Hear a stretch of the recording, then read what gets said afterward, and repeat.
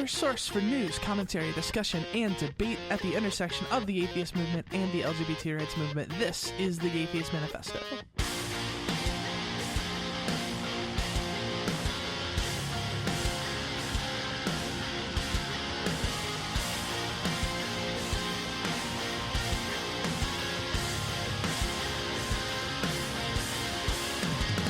From Answer Media, this is the Atheist Manifesto. I am your host, Callie Wright, joined once again by my co-host, Ari Stolman. What is up, Ari? ReasonCon! ReasonCon! ReasonCon! Right.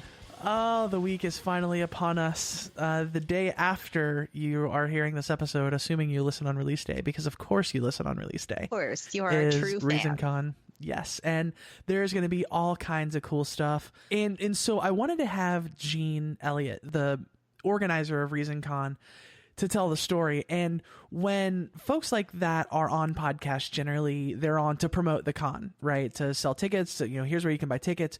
Here's who's talking here, or some funny stories from the con the last time it happened and that kind of thing. And those stories are important, but I wanted to try and tell a different story. So I actually had a conversation with Gene about why he does ReasonCon and the story behind ReasonCon and his motivations and all of the times that he wanted to give up and what kept him going through those times. And I was shocked to hear the answer. The very first ReasonCon was a not my concept. It was Cash and Love from Atheists on Air originally. And they put it together as kind of a podcaster party, a get together for podcasters just to kind of say thank you to the podcasters, allow the podcasters to meet their fans and that kind of thing.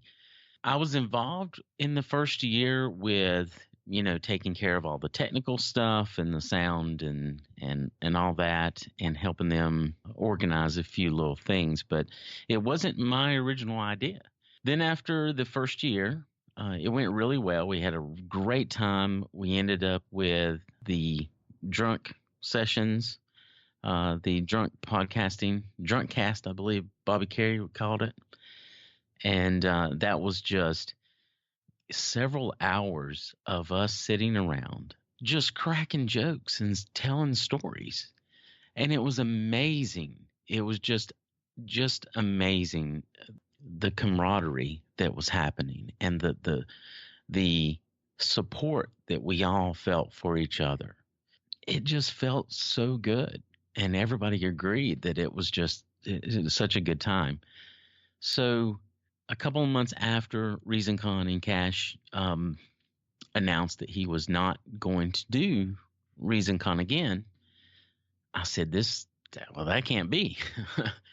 It can't be. It can't die like that. It was just too much, too good of a time. I never planned on doing a third one. But I said, number 2 has to happen because everybody was begging for it. So I approached Cash and said, listen, this was your original concept, and I want your permission to take it and go for it. The bottom line was I was probably going to do something, whether he kind of gave the okay or not. But I wanted the ReasonCon name, and I would not have took that ReasonCon name without his permission. So he told me, yes, great. Yeah, go for it. So we organized ReasonCon 2, and what was interesting was we tried to recreate the experience that we had before with all the podcasters sitting around and doing the drunk casting, and it didn't work. It wasn't something you could push. It wasn't something you could plan.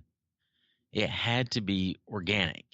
That was a little disappointing, but ReasonCon 2 was its own thing. There was other parts of it that were special and unique. I really love the fact that people say that was my first con. That's my first con. That's the first time I went somewhere. And a lot of people are drawn by the podcasters. And I know exactly why. It's because if you talk to, my guess would be 80% of atheists or free thinkers out here that came from religion or came from something other than atheism, they would say I got my start by listening to a podcaster. And it was like that was the first time I heard ideas that actually matched up with mine. Listening to a podcast can be a very intimate process because nobody has to know that you're sitting there with your headphones in listening to atheists talk about atheism or skeptics talk about being skeptic. Nobody has to know. And there's lots of people that benefit from that anonymity of being able to listen to these ideas. And I'm not just talking about atheists. I'm talking about LGBT. We're talking transgender people. We're talking, just anybody who would feel like they are alone or they are on the outside. They don't feel like that anybody around them understands what they're going through or what they're feeling. A lot of people turn to podcasts because there's a podcast out there for every topic. There absolutely is. But that's a good thing. And I think that needs to be celebrated. Continue. I don't think ReasonCon will ever not be about podcasters. It just seems like when I'm talking with people, almost every single time they say, well, Seth Andrews really helped me. David Smalley really helped me. Callie Wright really helped me.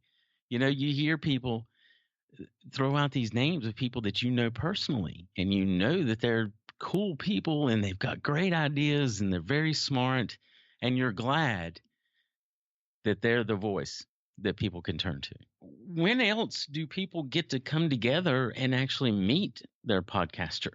They may listen to somebody for years, and to actually get to come to a conference and run into them and talk with them and shake their hand and tell them, look, you helped me through this difficult time in my life.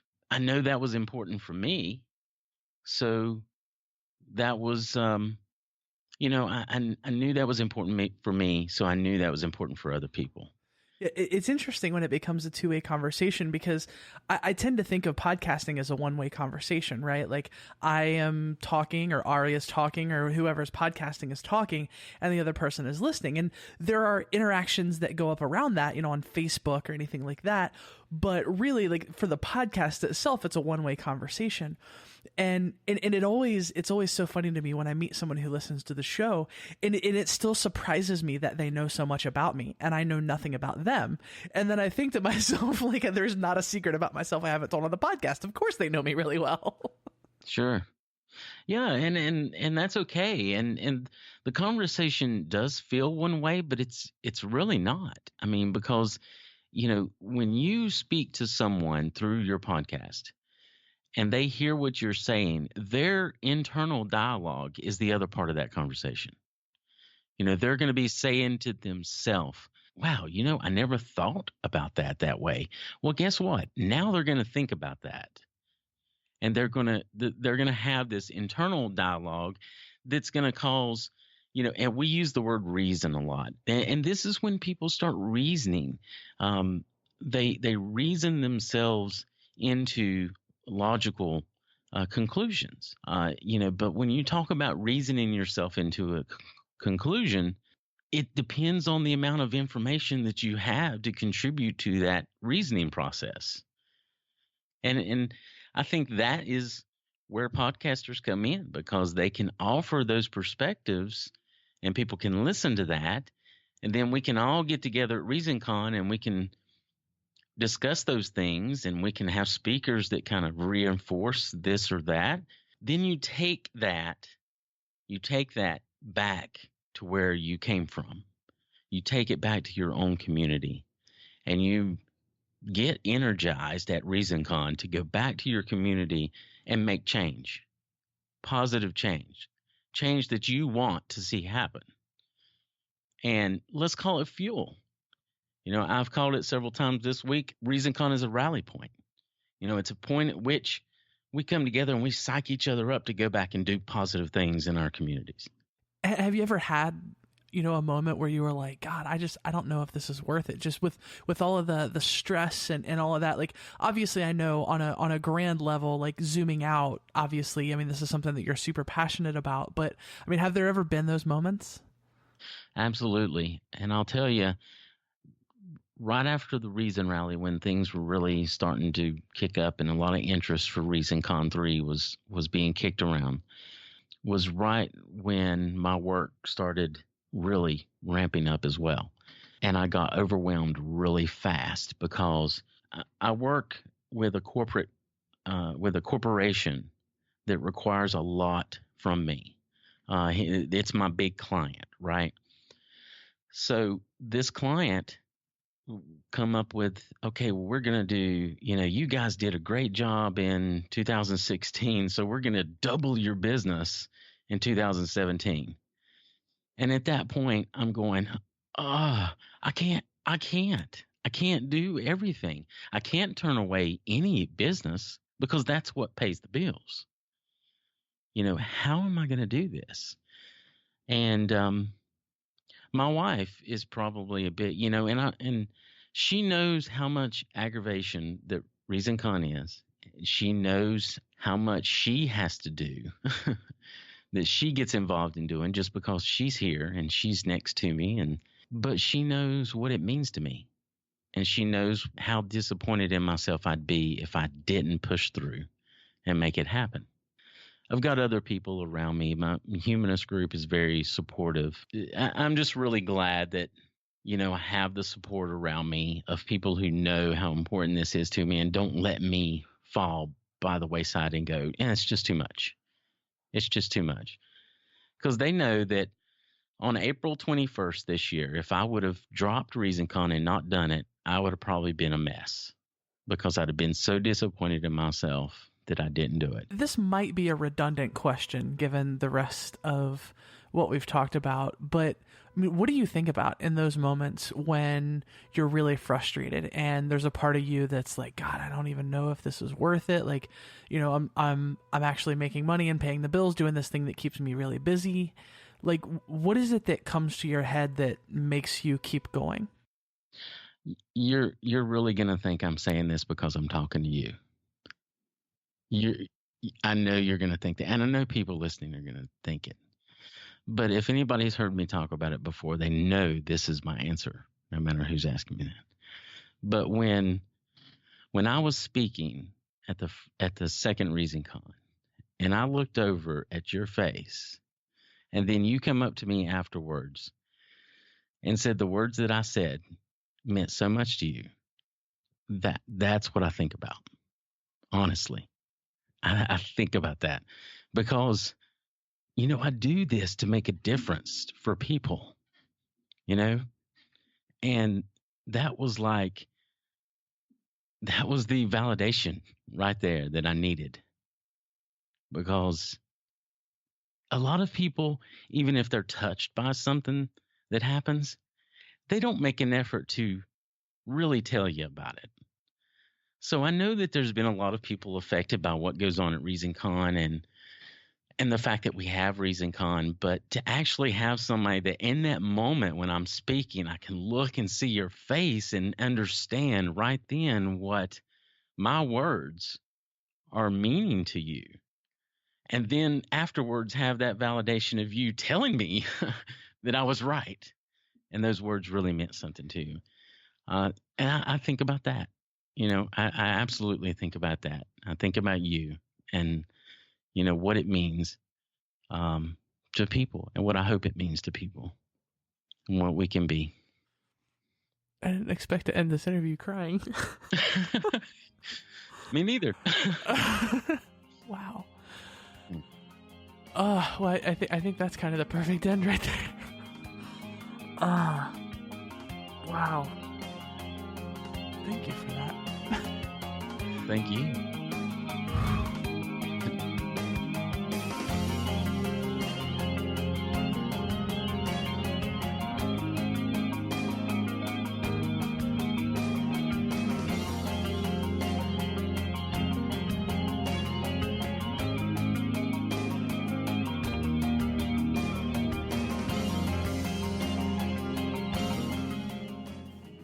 Here we are once again to shamelessly beg for your money. The work we do is important and we need your help. Kaylin and Chris know the deal. This week, their money will help Ari and I get to our much-needed cishet sensitivity training. Ari and I strive to be the best allies we can be, and we could certainly use all the education we can get to make sure we're protecting the most vulnerable feelings among us. And a big thanks to Tony this week for convincing us this was a necessary step to take. You make us better, my friend. To find out more, head over to patreon.com/thegatheist manifesto.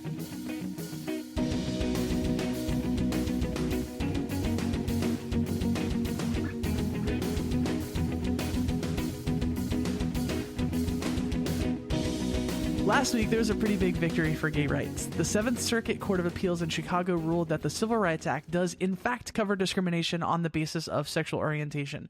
This is kind of a big deal. And here to talk to us about the case and its legal implications is Shirin Frankel of the Habeas Humor podcast. Welcome, Shirin. Hello, I'm delighted to be here. So just give me the rundown on what the case was about and what the judges said in the ruling. All right, well, because this is not a mystery novel, it does no good to conceal the ending and leave people in the dark the whole time we're discussing the case. So I'm going to give you the ending first and then go back to the beginning. So this is the first ruling by a federal appeals court where they are holding that the Civil Rights Act of 1964, particularly Title VII of that act, which has already been written to prohibit sex discrimination, also prohibits discrimination on the basis of sexual orientation. This court has ruled that sexual orientation is encompassed in the language of the law when it says no sex discrimination. The Seventh Circuit, where this case comes from, only encompasses Illinois, Indiana, and Wisconsin. That does not mean that courts in other areas won't follow the ruling, but they don't necessarily have to. So let's talk about the plaintiff, Kimberly Hively. In the year 2000, she started working as a part-time instructor at Ivy Tech Community College in South Bend, Indiana. She eventually started applying for better positions, as you do, so that she could become a full-time instructor. She applied 6 times. She never got the job. She started to suspect that she was being passed over because she's gay. She had never made that a secret. And that's not an unreasonable thought in South Bend, Indiana. This is, after all, the state that elected Mike Pence the governor. And while South Bend is a college town, that college is Notre Dame, and that is a Catholic school that is named after the mother of Jesus. To make a bad situation worse, in July of 2014, Ivy Tech told Kimberly Hively, "No more teaching for you. We are not renewing your contract." She then filed a complaint with the EEOC, which is a federal agency, and EEOC stands for Equal Employment Opportunity Commission, in case anyone didn't know. This is something that's required before you can bring most claims in court under Title VII. The law requires that you do something which is called exhaust your administrative remedies. And what that essentially means is that you have to take your complaint first to the EEOC and try to resolve it there. And if that does not work out, and it usually does not, then you can sue. So Kimberly Hively filed an EEOC complaint. It was very short and to the point. She says, "I have applied for several positions at Ivy Tech full-time in the last 5 years. I believe I am being blocked from full-time employment without just cause. I believe I am being discriminated against based on my sexual orientation, and that my rights under Title VII of the Civil Rights Act of 1964 were violated." So the EEOC did whatever they did. And I don't know. I mean, they're supposed to kind of investigate this, contact the employer, see what's going on. I don't know if they even did that in this case, though, because the understanding of the law in just about the entire country, if not every place in the country, is that, at the time at least, was that Title VII doesn't say discrimination based on sexual orientation is illegal. So they might have just said, that she doesn't have a case, so let's just kick this back. And so the EEOC gave Hively a right to sue letter. That's what they do when they say, look, we've done our thing, we've looked at this, and if you want to take it any further, you can take it to court. And that is what she did. She filed a case. At the time she was representing herself, she filed in her local federal court. And it's not surprising that she had to represent herself because she probably could not get a lawyer. She would go to a lawyer and say, look, I think I've been discriminated against for being gay. And they would say, well, that doesn't violate the law, at least not the federal law. And that's not attractive to a lawyer who's going to work on contingency. And working on contingency is the thing where you're basically your lawyer doesn't get paid unless you win. Is that what that means? Correct. And not only do they not get paid unless you win, it's going to take years. They're going to be working on for years before you see any money, if you see any money. So the prospect of this case being a winner seems very small. So it is unsurprising that she would be able to get a lawyer. She does eventually, and I'll definitely hit on that because she's represented by Lambda Legal, and they are definitely worthy of talking about. But the other option that the lawyer would have would be to do what Lambda Legal ultimately did, which is like, well, let's take this up and we'll challenge this law. And that is something, again, that is unattractive to do on contingency because the chances you will ever see money after years and years of work is very small. So, we lawyers want to help people, but we also need to pay the rent. So, Evil. Totally. So she filed a case representing herself, and the defense right off the bat made a motion to dismiss the case as a matter of law. That's a very standard thing to do. That means that they would say, look, she's accused us of discriminating against her because she's gay. Now, even if that's true, and we're not saying it is, it's not in violation of Title VII as she's claiming. And the trial court granted that motion to dismiss the case. Hively appealed the dismissal to the Seventh Circuit Court of Appeals, which is where you would go to appeal a district court ruling in Indiana. And initially, you get a 3-judge panel. It may have been at that time that Hively got the good fortune of having her case taken by lawyers from Lambda Legal who decided to represent her. She definitely was represented by them by the time the en banc application was filed, and we'll get to that and what that was. Just this important sidebar. Ooh, that's a legal pun. I didn't even consciously think of it. So Hively is currently represented by the Lambda Legal Defense and Education Fund. And that's, if the audience doesn't know what Lambda Legal is, that's like a version of the ACLU for LGBT issues. They have a site, lambdalegal.org. It's spelled LAMBDA legal. And you can donate, and it's a very worthy place to put your spare change. So Lambda Legal was founded in 1973. It's the oldest and largest national legal organization whose mission is to achieve full recognition of the civil rights of lesbians, gay men, bisexuals, transgender people, and those with HIV through impact litigation, education, and public policy work. That's from their site. So going back to the case, in this first appeal, the 3-judge panel at the Seventh Circuit Court of Appeals agreed with the dismissal in the trial court. They said, sorry, we read Title VII, and there's nothing in it about discrimination being illegal if it's because you're gay. Not satisfied with this, Hively and her lawyers apply for a rehearing en banc. En banc is where the entire appeals court hears the case. Instead of just 3 judges from the Seventh Circuit, you get all the Seventh Circuit judges. There's like a dozen or something. And it only takes one of those judges saying, let's hear this case for an en banc hearing to happen. And in this case, it looks like a lot of judges wanted to hear this case. They were interested in it. They apparently thought it was high time we reinterpret Title VII. And they ultimately find that sex discrimination, when it's written there in Title VII, includes sexual orientation discrimination. And when you go through the decision, they spend a lot of time talking about how they are not rewriting the law when they do this, because they, of course, see it coming that they're going to be accused of judicial activism and all those bad words, changing the law, taking over the role of another branch of government. And one of the things that they say in this decision is, the question before us is not whether this court can or should, quote unquote, amend Title VII to add a new protected category to the familiar list of race, color, religion, sex, or national origin, as it says in that section. Obviously, that lies beyond our power.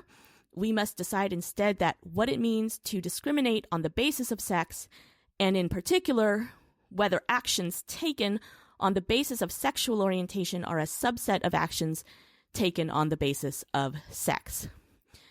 So in a nutshell, and kind of translated into English, the court decides that this has to be sex discrimination because if Kimberly Hively was a man, but everything else about her was the same, such as being with a woman, she would not be facing discrimination. So it's the fact that she is a woman and therefore has to, by definition, be a lesbian if she is going to have a relationship with a woman that makes this the basis for why she was discriminated. Does that make sense? Uh-huh. Cool.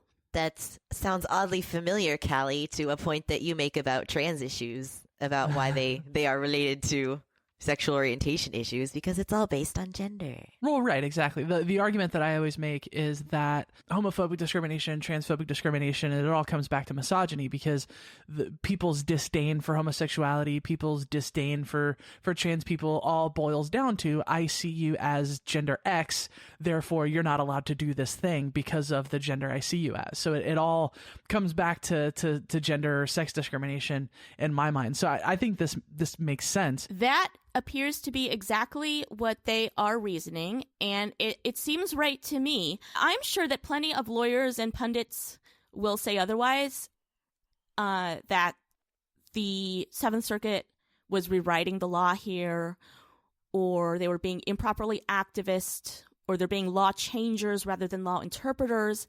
A few of the judges on the Seventh Circuit did dissent from this ruling. They wrote their own dissenting opinion. The legal analysis in it actually looks quite a lot like the originalist theory of jurisprudence that Andrew Torres and Thomas Smith have been discussing on the Opening Arguments podcast.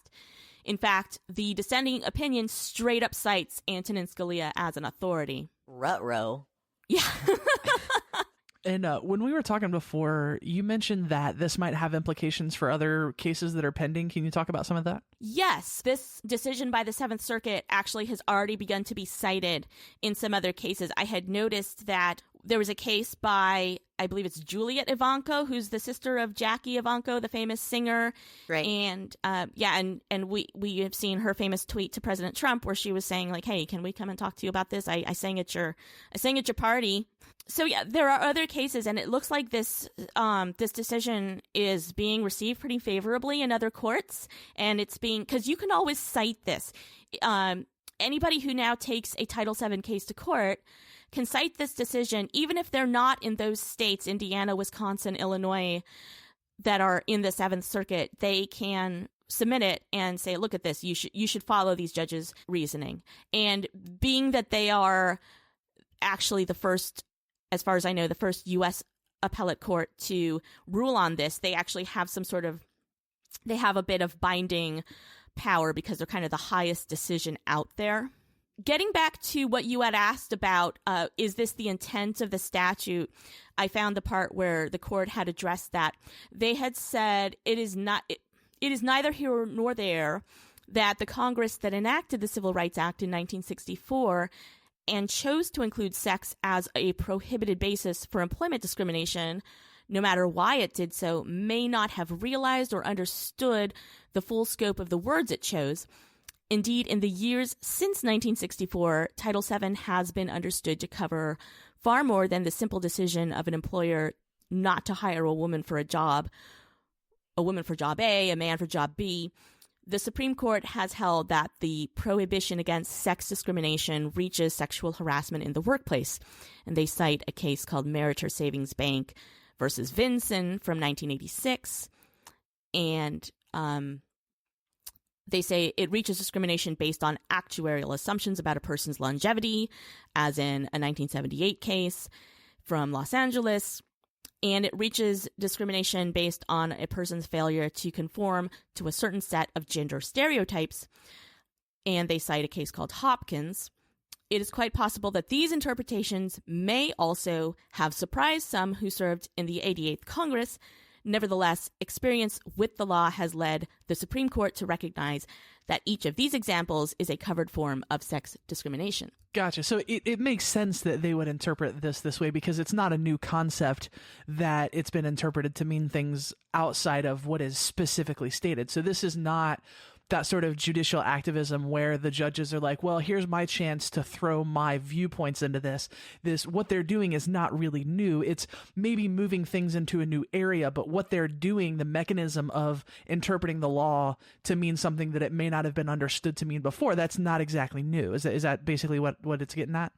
Yes, absolutely. And again, here, the Seventh Circuit is deciding the question of whether sexual orientation discrimination is included in the language of Title VII of the Civil Rights Act of 1964, where it says it is unlawful for employers subject to the act to discriminate on the basis of a person's race, color, religion, sex, or national origin.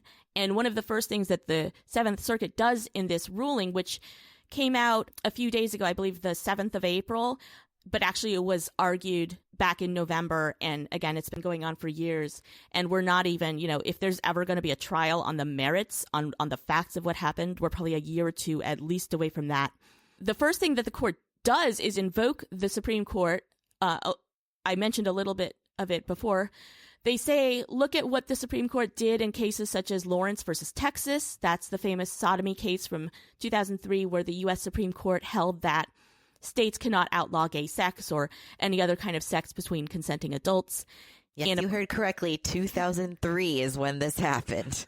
I learned about this in a politics class I took in undergrad. It was like a gender and sexuality in politics class, and I was shocked to learn this. We read a book about it. It was really interesting. Yeah, it was. And that was actually right after that. Was in the summer after my first year in law school. So it was a big deal. And it was actually, this was maybe the shortest window we had ever seen of the United States Supreme Court reversing itself, because that ruling reversed a 1986 ruling, Bowers versus Hardwick, where the Supreme Court had decided the opposite. It is okay for states to prohibit gay sex.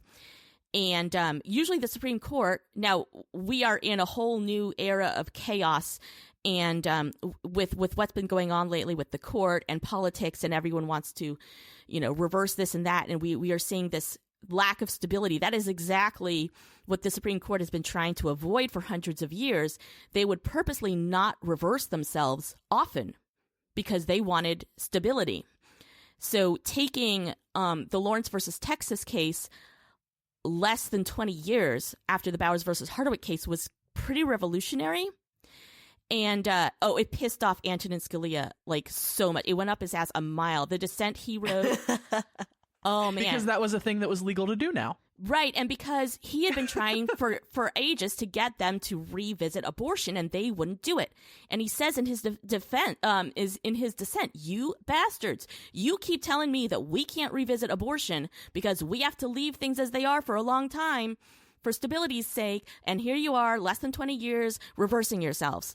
So he was pissed. There are two cases that I was able to find. There was one in Georgia and one in New York where the person who was bringing the claim was actually ruled against specifically for this reason, that this law doesn't apply to you. And the judge in the case in New York actually says other federal courts are also grappling with this question, and it well may be that the Supreme Court will ultimately address it.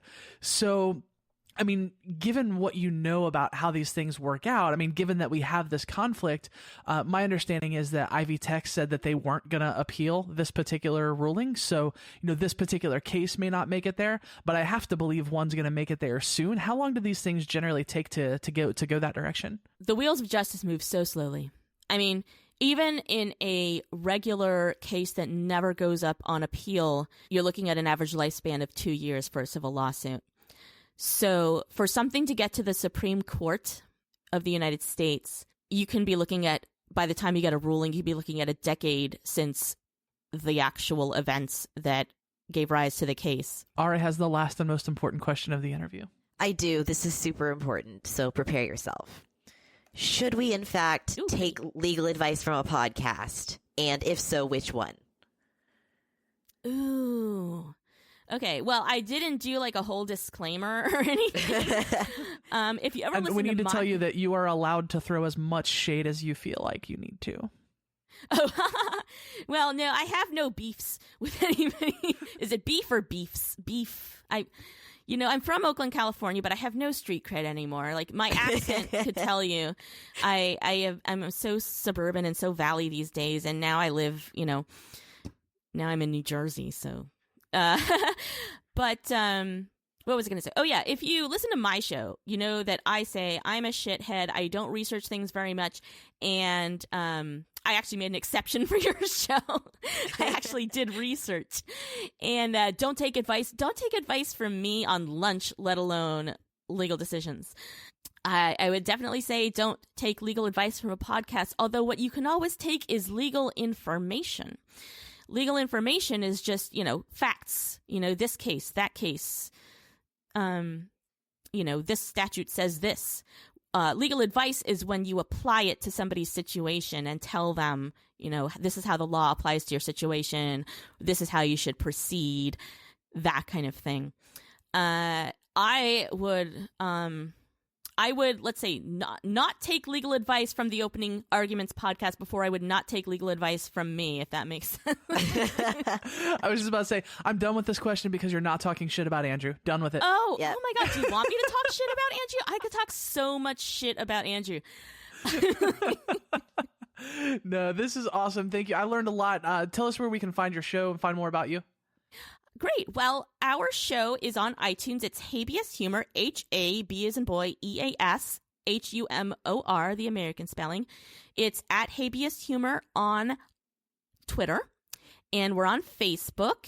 And I'll be happy to send you linky things if you want to put them in your show notes. And yeah, for sure. Cool. And it's humor. So it's, it's not, not only did I want to do something that wasn't the same as Opening Arguments, but I wanted to do something that's more me, and I'm into comedy. So it's meant to be more funny and entertaining than informative. Gotcha. Good stuff. Well, thanks for coming on the show, and thanks for your time. Much appreciated. Thank you so much for having me.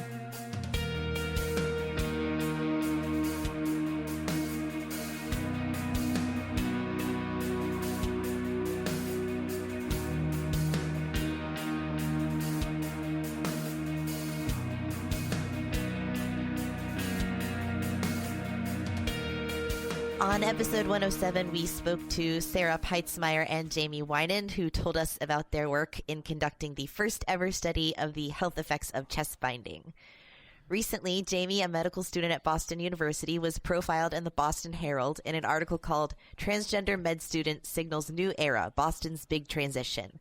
We invited him back on the show to discuss his experience with trans healthcare, both as a medical professional in training and as a trans man himself. Jamie Winan, welcome back to Atheist Manifesto. Thank you so much for having me. So last time you were on, you talked a bit about this chest binding study that you are part of, but we didn't get your backstory, your magical backstory of your training in the woods as a karate master. So if you would please tell us just a bit about yourself and the kind of work that you do and the kind of medicine that you study. Yeah, definitely. So I transitioned while I was at medical school at Boston University during my second year of med school. And medical school is 4 years. So I didn't know how that would go, but I ended up having a lot of support from just actually one person at the university, and she was a dean. And so that was really helpful because I feel like transitioning in medical school was a lot about logistical stuff like name and gender and things and official forms. And she made it really easy, or a lot easier rather, to transition there. And then while I was at school, myself and another medical student, we felt like there wasn't really any transgender curriculum at Boston University School of Medicine. In terms of learning how to, respectfully interview a transgender patient or someone who's gender nonconforming or gender queer, and how does that look, and is it any different, and how do you ask about preferred name and pronouns? So we added some curriculum to our school that we didn't have before. And then also another friend and I, who's also transmasculine, we added preferred gender and preferred name and preferred pronoun to the medical school's application website for admissions, which we think may be the first med school to do that. We're not sure. Are you working mostly in LGBTQ healthcare, or is this kind of like a side project for you? Well, when you're in medical school, you're forced to learn about everything for Right. sure. But my specialty, I'm going into family medicine this summer for residency in New Mexico. And I would definitely say that primary care is really involved in LGBT care. And I think historically has been an advocate for LGBT people in healthcare. And then family medicine also does a lot of, as you know, prescribing for hormones for folks who Right. want them. So kind of indirectly, it's LGBT. Is there a story behind why you decided you wanted to become a doctor, or is it just a thing you've always wanted to do? When I was in high school, my mom died from breast cancer. And so I felt like if you had your health, you had everything. And then when I was in college, I came out first as a queer woman, and then, later on as a trans guy. And I really liked LGBT advocacy. And it seemed like our communities were really disadvantaged in terms of our healthcare. And so I thought, well, wouldn't that be cool if I could go into medicine and work for this community that I really care about, but also working with health, which I also really care about. And have you had any experiences that are noteworthy with medical providers of your own that inform the work that you're doing now? Yeah, I guess like probably every trans person or genderqueer person has that experience where they go to the doctor and it's just awful. And I feel like that's a pretty universal experience. And sometimes it's every time you go, and sometimes it's just a couple of times. But I've definitely had really great providers and then providers who said really horrible things. And that definitely, from my own perspective, helps me think, okay, here, I just really want to be that doctor or that provider that doesn't do any of those things. And if I do those things that are awful, which everyone makes mistakes, right, I want to apologize immediately and ask them, what they prefer. So, yeah, that definitely colors how I view medicine. So we hear a lot, maybe not a lot, depending on what circles you're in, but us trans people hear a decent amount about, people having bad experiences or hopefully good experiences with medical professionals. But we're interested a little bit in what it's like from the other side. As you were coming out and transitioning, have you experienced any kind of resistance from the medical community or ignorance, even if not outright bigotry? I think that it's more just, being transgender is really unknown. And I think a lot of people just didn't know anything about it in terms of in the medical community. And the other thing that I've really noticed is that it's always about transgender people as patients. It's like, well, transgender people are just these like pathological patients that we always have, versus thinking of transgender people as members of society who are also doctors and physician assistants and NPs and nurses and all these other things. So I think that the medical community is slowly starting to realize that transgender people are not just, like I said, pathological patients, and we're also people who are in your communities. And I think that is really, really new. For example, I think the number of transgender physicians who are openly out in the United States is probably under 20.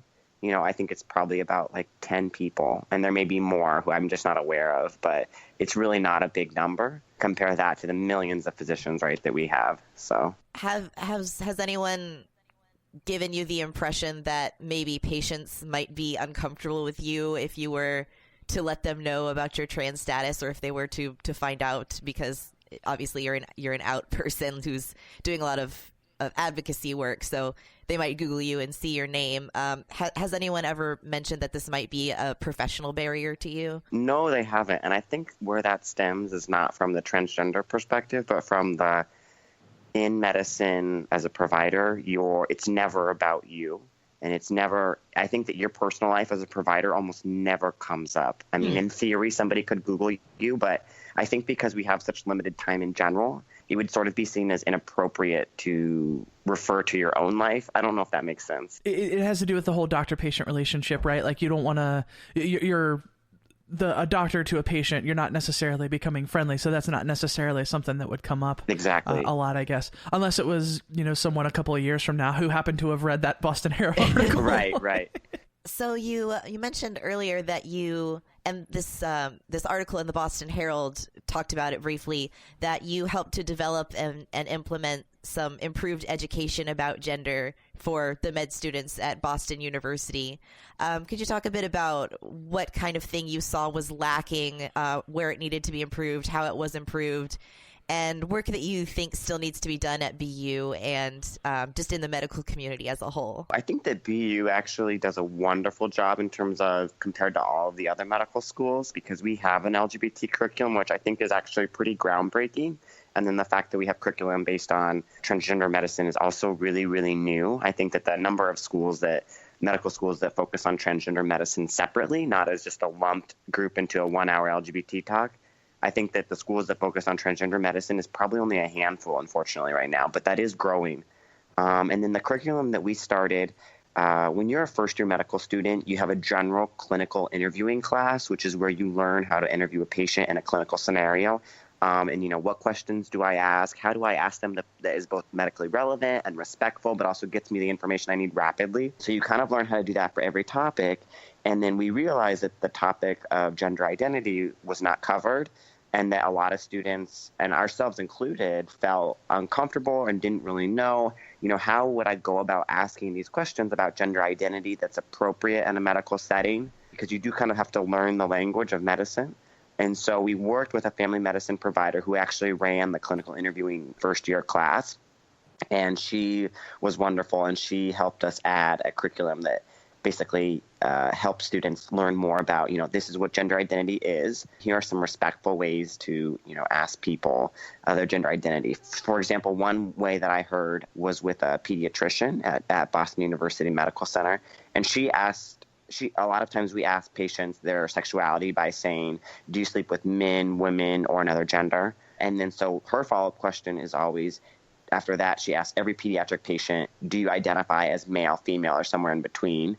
And I think just adding a second question or adding that question about gender identity is really new and important. And then the other thing we did was we went to a local transgender homeless support group. And it was about 20 transgender folks, and we asked them, what are some of the biggest challenges that you have faced in the medical system? Because a lot of people who are homeless have to go to the emergency room, so they're constantly having contact with a new provider, unfortunately, not somebody who already knows them. And so that constant, reinforcement of a negative or positive interaction with the medical system for them was a very strong thing.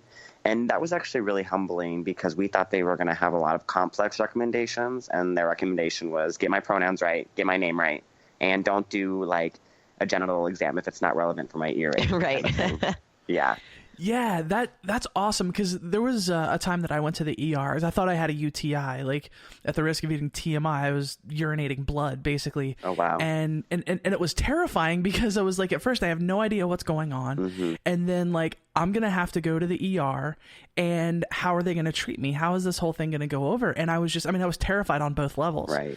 And thankfully for me, it turned out to be a good experience. They asked the question, when was your last period? And I was just like, well, don't have those. That's my favorite question. I'm like, a year and a half ago. And then when I went back for an MRI, the MRI tech was like, have you had a pregnancy test recently? And I was like, trust me, that's not a necessary thing. And thankfully in all cases, and I was like, well, yeah, that doesn't really apply to me. I'm trans. The doctor just said, oh, okay, so you have a penis? Yeah. Okay. And he just changed the set of questions that he was asking. It was not a big deal. It wasn't, nobody made me feel uncomfortable. Nobody made me feel otherized or anything like that. But it was just a really awkward way to enter into that conversation. And obviously because it was a UTI, it was a relevant conversation to have. I wasn't there for like back pain and getting asked about my genitals or something like that. Right. But yeah, I think that would have been amazing, because that would have been a very much less awkward way to enter into that conversation and get that information, because there's not that like, oh, I said the transgender word, now let's see what they do. Right, right. There wouldn't have had to been that moment. So that's amazing. What is that called, Kelly? I think it's like trans broken arm syndrome or something. Yeah. Where you go into the ER for something completely unrelated, and they're like, you're trans, we don't like you. Well, yeah, the story for that, for those who don't know, is that there was someone, a trans woman was transitioning and playing softball in an LGBT softball league. She broke her arm doing that, and her insurance company, because it was an LGBT softball league, ruled that injury as part of her transition and refused to cover it. What? So that's where that term comes from. Yeah. Oh, wow. Well, thank you for educating me. That's, yeah. We are contributing to medical knowledge. Yeah. I think one of the things you said is really key, and that was that I think standardizing things in medicine is really awesome and important, because like in school, we learn a list of like 40 standardized questions that you ask everybody. And I think that it's not about making transgender like this special 1 hour extra lecture that we have at the end of the day. It's about adding standardized questions throughout everything. And so I think that's a really good point you brought up. That's true, because it does, even among providers who are more educated in gender identity topics than others. There's a wide variety of ways that they go about it. You know, some places they might just ask you your pronouns. Some places will ask you specifically like what label you use to define yourself and get a little bit more in depth. So it's always kind of interesting going into a new office and wondering what kind of things they're going to do, or even if they're going to acknowledge that this is even a possibility at all. This is kind of an aside, but I was curious about this. So I read the article in the Boston Herald, and it definitely had a sympathetic tone to it, but I noticed a little bit of language in it that was a little bit problematic, to use that buzzword. It said that your sex assigned at birth was woman, which I didn't realize was a possibility, that you could come out of someone and it is like, it's a woman. They referenced gender fluidity a time or two, and then there was like a direct comparison between being transgender and psychiatric issues, which was not cool to me. So I'm just curious, did the author consult with you on language? And, you know, despite the issues that the article had, were you pleased with the outcome in general, or do you wish that they had focused on something else, or maybe consulted with you or more people on exactly how the article should be focused? So I guess I should say a backstory is that I decided to do the article. I was approached by BU, and they wanted to get some like publicity for their school for being diverse. And I actually wanted to do it because I felt like Boston University was an amazing place to transition in medical school. You know, I didn't have to take a year off. They were super supportive, and I kind of wanted them to get credit for that. And I think I was also wanting to do the article and get the word out there because I feel like right now, with everything going on with Trump and the new administration and the healthcare bill, I just feel like so much of this discussion around transgender people in healthcare is very negative. And I really wanted to put out an article that said, you know, hey, here are some cool things that trans people are trying to do. So I was just happy that the article kind of existed. Lindsay, the editor, didn't send me the final proof. She said that she wasn't able to, but she did send me my quotes. And I wanted to edit the quotes a little bit because at first when they got sent over, it kind of painted this like peachy keen picture of like transgender people.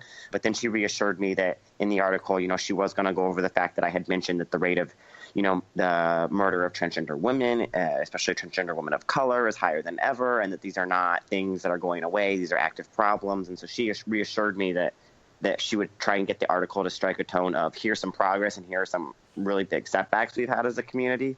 And so I was kind of happy that it wasn't just here's all the positive things about being transgender, because while obviously it is a positive thing, here, you know, we obviously have a lot of struggles as a community. So I was happy overall, but I agree. I think it does seem like every time we have an article about a transgender person or our community, when someone who's not transgender writes it, it does end up being interesting. Interesting is a really good word. We need some training for journalists. Like, who's going to head the mantle of the journalistic standards for talking about trans issues? Because this is a big problem that we see over and over again. I don't know. Yeah, exactly. Let's work on that. Yeah. So is there anything that we didn't cover that you would like our audience to know about? Maybe like some resources if they are going into their healthcare providers and their providers don't have a lot of training in trans issues. Is there anything that you would point them to give to their providers to be able to provide better care? That's a great question because, as you know, the UCSF Center for Transgender Resources basically said that they did a statistic and they said 50% of all transgender people are forced to educate their provider, right? Which I feel like is really inadequate. I think that, you know, Fenway Health, it's not perfect, but it's a great place to start. They have a ton of resources and they have a lot of brochures and pamphlets for healthcare providers. And then the UCSF Center for Transgender Health, I think, is pretty good. And yeah, I think those are the two big ones. Awesome. Well, this is a great talk. I learned a lot. Thanks for doing what you do. You know, hopefully this sort of thing becomes a model. I know UC, University of Cincinnati, where I live, they just implemented a curriculum with trans education. So, you know, they just like, you know, you said it's not just like a bookend to a general like LGBT seminar. They're actually classes that focus specifically on trans health and how to talk to trans people, and it's not an elective. Like all of the med students have to take it. So hopefully that sort of thing spreads, and thanks for your part in doing that, and thanks for taking the time to talk to us. No, yeah, thank you for having me. And that, my friends, is going to do it for this episode of The Gaytheist Manifesto. You can find the show on Facebook at facebook.com/The Gaytheist Manifesto. You can email us at thegaytheistmanifesto@gmail.com. I'm on Twitter at GaytheistCallie, and you can find the show on Twitter at The Gaytheists. And I'm sure Ari has a thing. So we're going to ReasonCon, which is in Hickory, North Carolina, in the good old South. And I'm thinking there probably going to be some protesters there, some street preachers. And I've been watching a lot of videos on street epistemology, so I was hoping I could brush up on my skills with you, Callie. Would that be okay? Like you play a street preacher or someone protesting, and then we do the little back and forth, and then the listeners can contact me with any tips that they have and see what I did right and what I did wrong, where I can improve. How does that sound? Does that sound good? Perfect. I'm into it. Okay. So, you want me to start? Or are you going to start? I'll say, hey there. I'd like to talk about something that you believe. Can you tell me something that you believe in that you think is true? I believe that God is true and that Jesus is the one true Savior, and that if you don't repent, you're going to go to hell. And on a scale from 0 to 100, with 0 being not at all sure and 100 being totally sure, how sure are you that that's true? 110. Well, that's just irrational. Hey, it don't have to be. But I'm an atheist and I know about all the rational stuff. And your stuff is not rational. Checkmate. There's nothing rational about atheism. But Richard Dawkins says you're wrong. Logic can only exist because God.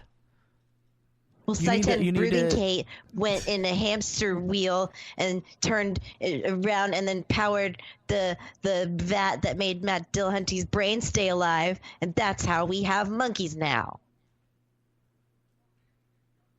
I don't know where you're going with this. I don't know either.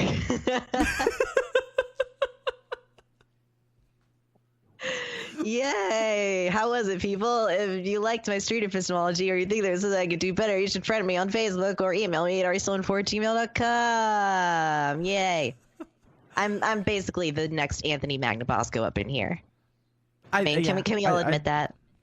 I think so. I was watching a video where he was training Aaron Ra how to do street epistemology, and the top comment in the video was, Aaron Ra's street epistemology is like lighting a cigarette with a flamethrower. That's great. It was beautiful. So my version will be like lighting a cigarette with silly putty. That so fits you. Like that is an essentially Ari thing, I think. Like that just makes sense in the context of Ari. It makes no sense. Wow, what's up with Ari? They're weird.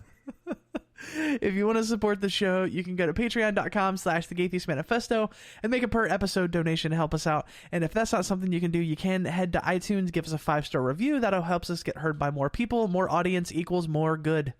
Before we go, I want you to know that if you're lost, you're hurting, you're scared, if you feel like no one cares and no one understands, you need to know there's a community out here that loves you, cares for you, knows that you're capable of amazing things and that you are worthy of love. If you're struggling, please don't be afraid to reach out. Until next time, friends, this is The Gaytheist Manifesto.